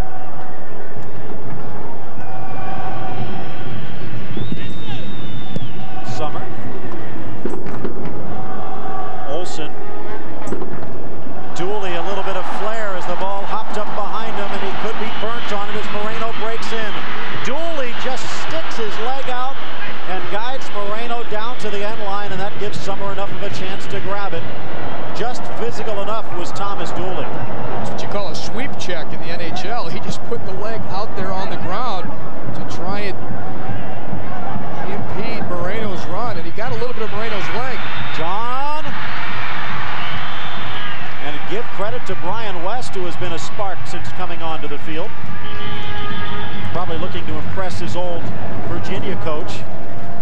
And if things keep going the way things have been for him, member of the under-23 team, maybe his new coach on the national team. Word could be coming out very shortly. Speaking of players who might be making a national debut, that man, Carlos Llamosa. But he gives it up to McBride here. Touched away by Agus. In the middle, looking for McBride. Farrell again at the back post, can't control. McBride is down as Eddie Pope collided. McBride still down in the box. West denied by Olsen. Freeing Echeverry. Columbus playing a man down as McBride still in front of Tom Prestis' net. Echeverry chipping it over Summer. Goal! Marco Echeverry. 2-0 DC.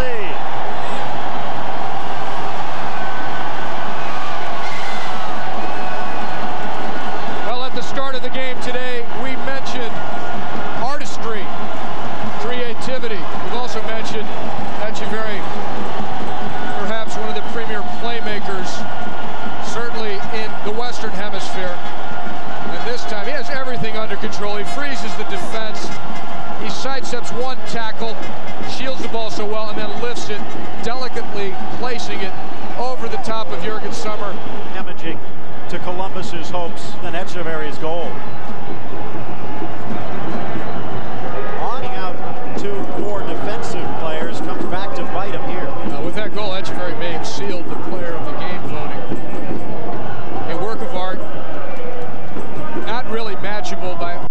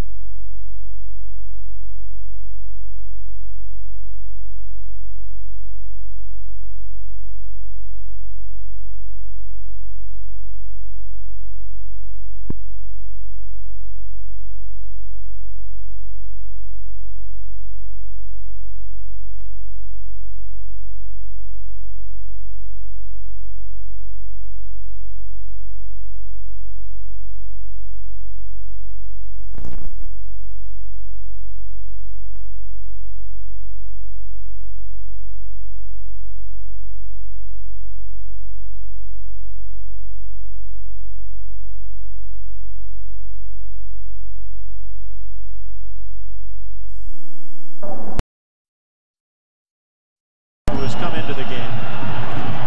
Echeverry to Sane. Touching it to the top. Moreno trying to flip it up to loft it in the air. Pulled a little bit off balance, and that's knocked out for a goal kick. Brian McBride on the bench with the injured ankle. Seamus Mallon, do you have more on that? Well, I suppose the good news is that it's not the old injury, it's the other ankle, in fact. And he, as he told me, smiling somewhat, a bit tears and a smile at the same time. But he rolled over it very, very badly, and they are going to do x-rays tonight. So he's finished for today, but hopefully it's not as going to be as serious as it first looked. But obviously, at the moment, it's all DC United. And I have to say, the Marco Echeverry run was the first time he really, or maybe the second time, he got away, and it was in large part because of the substitutions that were made, bringing in Cunningham and West, going all out for attack and leaving the spaces open. He's just too smart a player to not take advantage of that kind of space. Almost miscommunication between the two towers in United Central defense. Here's Moreno on the turn, gets past Dooley, it's 2-on-2. Sane with the crossing run. Elcock just sticks a boot in and strips it off Moreno's boot. Smith in full flight. John on the turn as Yamosa chops him down. Dooley to Thompson. The former UCLA Bruin finding Jeff Cunningham. Cunningham, a little tricky, but second effort keeps it in the Crew's possession. Clark had a shot for a moment. Instead, he'll pass it out as Columbus with 8 white jerseys around the DC area, and they don't even come away with a shot. Echeverry tripped up from behind, but West got the ball first. Good tackle there by the rookie, Brian West. Hustle to begin with, but the fact is he did tackle fairly. It's not easy to do because Echeverry shields the ball with his body so well. You usually have to go through his body first and cause a foul. Smith, Dooley, looking for some help. Smith again. Cunningham, who actually filled in for Stern John when he was injured back in May, dislocated his wrist in a game against Miami. Elcock looking for Stern John. Cleared only as far as Dooley. Stern John at the top of the box. DC defending well there. Curling it in for Thompson and out of play. Just over 5 minutes left to go in regulation. 2-0 DC. DC United and Echeverry, so much confidence on the ball, almost arrogance as he rides, tackles, holds defenders off, and then catches Jurgen Sommer off of his line with a beautifully lofted chip. And that looks like the coup de grace as far as this game, giving DC a 2-0 lead. Some of the United fans starting to head for the exits. 5 minutes left to go. Tom Fitzgerald knows how close this one was. And then again, remember, Echeverry also scraped one off the wrong side of the post in the first half, if you're a DC fan. Brian McBride had a handful of chances, a breakaway in the first half on a giveaway by John Hartz. Some hustle by Hartz himself to correct the error. He had some hesitation by Brian McBride, wasted that chance for Columbus. Then he had the header right at the start of the second half, Brian McBride, where he nearly put it into an empty net. And Tom Prestis had come off of his line late. Mentioned many of the United fans are leaving, those that are remaining enjoying every moment of it as the wave making its way around RFK. They've gotten used to winning here. They've gotten used to good soccer, and they have seen plenty of it today from DC. Offside, Stern John. Saturday live at 3:30 Eastern on ABC Sports, regional college football action. A battle in the Big Ten. Number 11 Penn State hosting Purdue on the West Coast. It's second-ranked UCLA putting it on the line against the Ducks of Oregon. 6th-ranked Virginia taking on Georgia Tech in the ACC matchup of the week. And in the Big 12, Oklahoma State against 3rd-ranked Kansas State.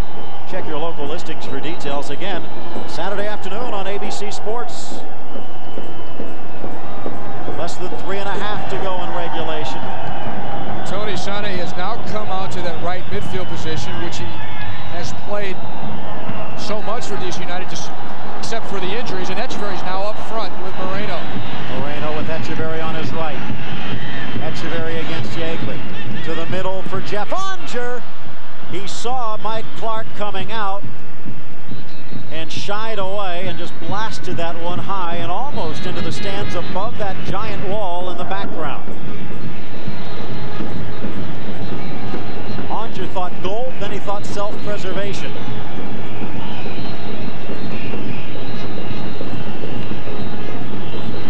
Talk about outhouse to penthouse. Give Onger some credit. The Canadian international on the ball right now.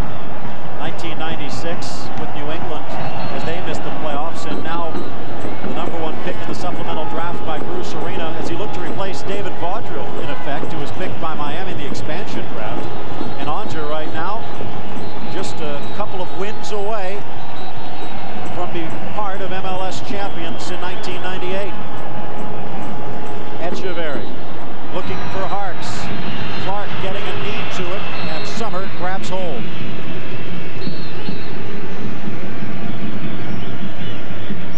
Elcock pushing forward as Farrell leaves it for Dooley.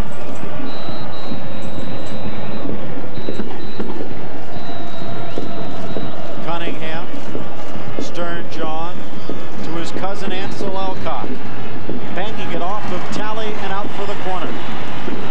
Right now DC has collapsed back into a defensive shell.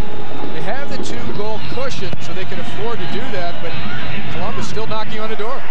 Prestis with the save.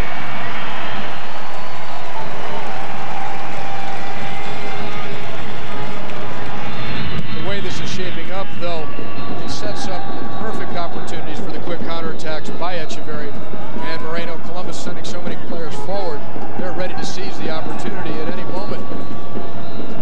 Talley to Williams. With less than a minute to go. Bruce Arena, 295 wins in Virginia, 5 national championships.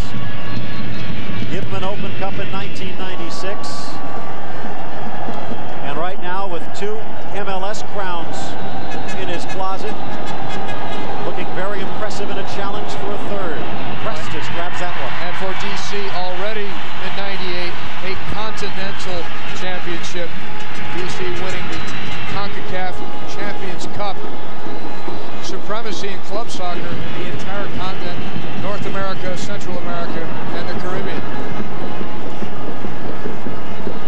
A chance for Cunningham with 12 seconds left. Cunningham into the box, firing the shot to the post, and an impressive performance by United.